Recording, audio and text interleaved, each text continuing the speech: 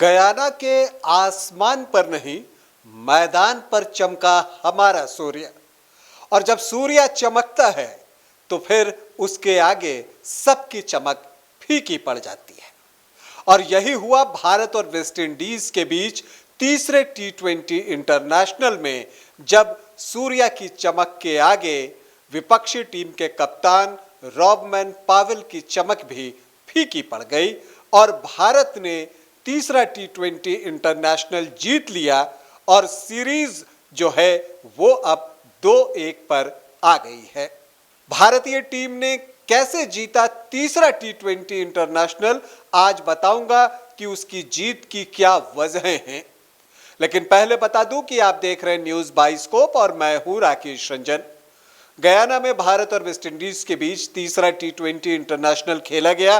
पहले बल्लेबाजी West Indies ने की थी और शानदार शुरुआत की थी और देखते ही देखते 55 रन बना लिए थे। लेकिन 55 के स्कोर पर उन्हें पहला झटका लगता है जब काइल मेयर्स आउट होते हैं।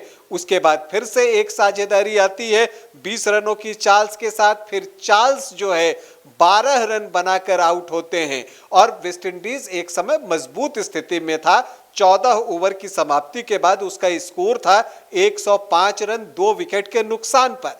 और यहीं पर 15वां ओवर लेकर आते हैं कुलदीप यादव और मैच यहीं से बदलता है। कुलदीप यादव उस ओवर में 2 विकेट निकालते हैं, लेकिन उस 2 विकेट से ज्यादा महत्वपूर्ण यह था कि उसमें निकोलस पूरन भी आउट होते हैं और यही मैच का आप कह सकते हैं कि टर्निंग पॉइंट था। हालांकि इसके बाद रॉबमैन पावेल आते हैं और जो है दनादन वो छक्के उड़ाते हैं और 40 रनों की नाबाद पारी खेलते हैं और अपनी टीम के स्कोर को 159 रनों तक पहुंचा देते हैं, जो इस सीरीज का सर्वश्रेष्ठ स्कोर हो चुका था।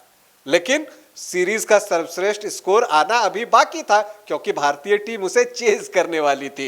वैसे आपको बता दूं कि भारत की शुरुआत अच्छी नहीं रही।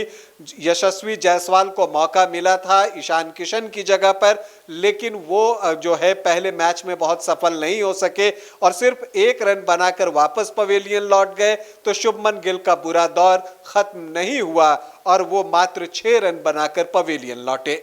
लेकिन सूर्य कुमार यादव एक बदले हुए सूर्य कुमार यादव थे। वो पुराने वाले सूर्य कुमार यादव थे जिसके लिए हम सब उन्हें जानते हैं और वो आते ही जो है चौके छक्कों की बारिश कर देते हैं। जो 360 डिग्री उनके लिए कहा जाता है वो देखने का अवसर एक बार गयाना के दर्शकों को मिलता है, टीवी के माध्यम से हम सभी को मिलता है। इसके अलावा तिलक वर्मा की कंसिस्टेंसी देखने को मिलती है, उनकी परिपक्वता देखने को मिलती है और इन दोनों के बीच जो 87 रनों की साझेदारी होती है और जो तेज गति से ये साझेदारी होती है वो मैच का फैसला कर देती है। हालांकि सूर्य कुमार यादव शतक से 17 रनों से चूक गए। उन्होंने 83 रन बनाए लेकिन मात्र 44 गेंदों पर और इस दौरान उन्होंने 10 चौके और 4 छक्के उड़ाए।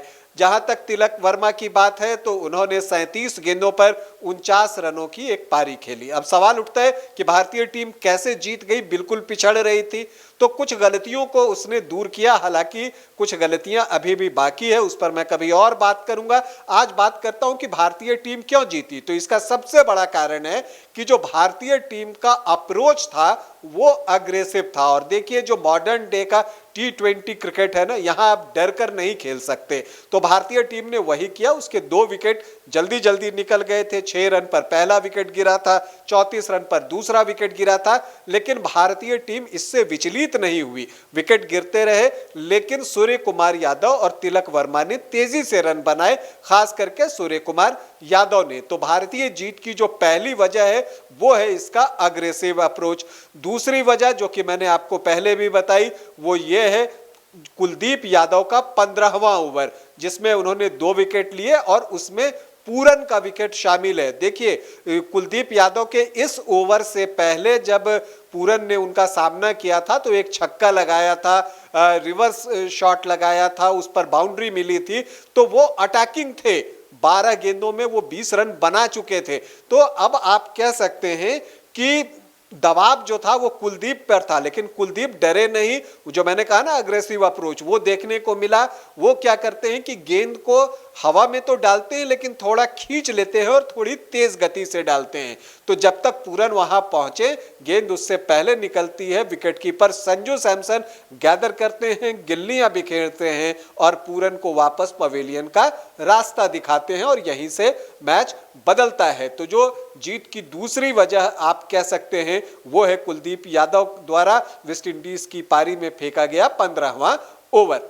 अगर हम तीसरी बात करें तो अगर आपको मैच के पूर्व जो मैंने कार्यक्रम किया था अगर वो आपको याद हो, अगर आपने उसे देखा हो तो आपने सुना होगा कि मैंने कहा था कि अगर भारतीय टीम को जीतना है तो सूर्य कुमार यादव और हार्दिक पांड्या को जिम्मेदारी लेनी होगी और इन दोनों में से जो है दोनों ही बैटर्स को अच्छा प्रदर्शन करना होगा। और यही हुआ तीसरे T20 इंटरनेशनल में। सूर्य कुमार यादव ने वो जिम्मेदारी ली और 44 गेंदों पर जो वो 83 रनों की मैच विनिंग पारी खेली वो जो है मैच का डिसाइडिंग फैक्टर रहा और इसी वजह से सूर्य कुमार यादव को प्लेयर ऑफ द मैच भी चुना गया। इसके अलावा हार्दिक पांड्या ने एक और अच्छा काम किया कि जो अक्षर पटेल हैं उनसे जो है उन्होंने 4 ओवर की बॉलिंग कराई। इधर हो क्या रहा था कि अक्षर को गेंदबाजी का उतना अवसर नहीं मिल पा रहा था और इसी बात की आलोचना मैंने भी की थी पिछले मैच के बाद।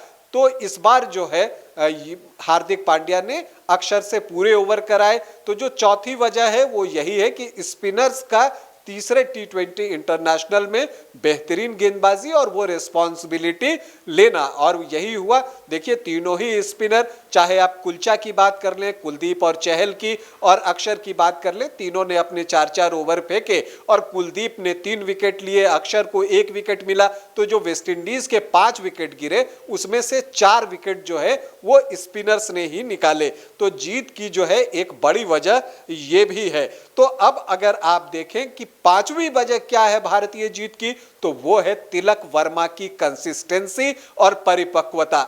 देखिए नंबर 4 पर हम एक अच्छा बैटर ढूंढ रहे हैं, चाहे वो T20 इंटरनेशनल हो या वनडे इंटरनेशनल हो। तो वनडे इंटरनेशनल की समस्या तो अभी दूर नहीं हुई है, लेकिन T20 इंटरनेशनल में लगता है कि वो समस्या तिलक वर्मा ने दूर कर दी है, क्योंकि वो न सिर्फ बेखौफ बल्लेबाजी कर रहे हैं बल्कि जिम्मेदारी भी ले रहे हैं। और ये देखना सुखद है कि कल जब सूर्य कुमार यादव जो है बहुत आक्रामक थे उस वक्त तिलक वर्मा ने अपने आप को संयमित रखा और स्ट्राइक रोटेट कर कर सूर्य कुमार यादव को स्ट्राइक दिया कि आप आइए और स्ट्रोक लगाइए। तो ये जो परिपक्वता उन्होंने दिखाई, यही एक 4 नंबर के बैटर की जरूरत होती है कि वो स्ट्राइक रोटेट करे और जब सामने वाला बैटर आउट हो जाए और फिर जब आपको अटैक करना हो तो आप अटैक करें, और वही काम तिलक वर्मा ने किया। हालांकि बहुत जल्दबाजी होगी 3 मैच के आधार पर किसी निष्कर्ष पर पहुंचना, लेकिन उन्होंने एक झलक तो दिखा दी है और एक दावा तो ठोक दिया है 4 नंबर पर। और अब जबकि अगले साल T20 का विश्व कप भी होना है, तो अगर 4 नंबर का बैटर आपको मिल जाता है तो ये भारतीय क्रिकेट के लिए और खास करके T20 फॉर्मेट में ये एक शुभ संकेत आपको माना जा सकता है।